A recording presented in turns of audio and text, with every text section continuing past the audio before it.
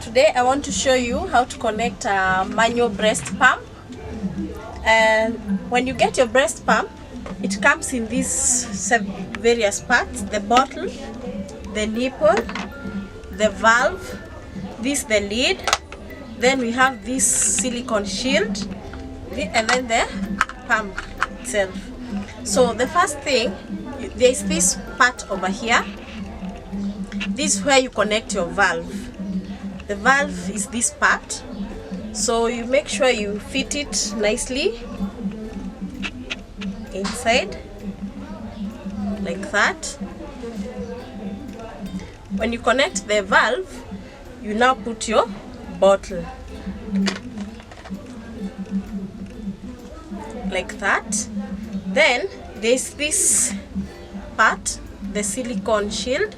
This one is connected here. Even when washing, you remove all these parts, then you wash each part kando kando. And there we have the breast pump. When it's like this, it's already ready for use. So this is the part that you connect to your breast, and by doing this, you are creating suction, and then the milk will start trickling down to the pump. Be gentle, especially for manual breast pumps. It is that easy. So this part, this one, when you want to feed the baby with this bottle, maybe assuming the milk is already in here, you close and you can now feed the baby with the bottle. If you are traveling or you want to store it, you just close. Then you'll store this part separately. This part is used to protect here. Remember, we want to maintain hygiene in the highest levels.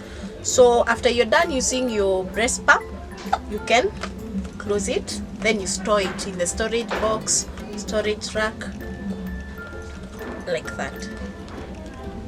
So you have your milk, and then this part you can put it. Remember, when washing, make sure you also remove this part and wash it. The valve is very delicate, so avoid putting the brush in a rough way when washing. Yes, thank you.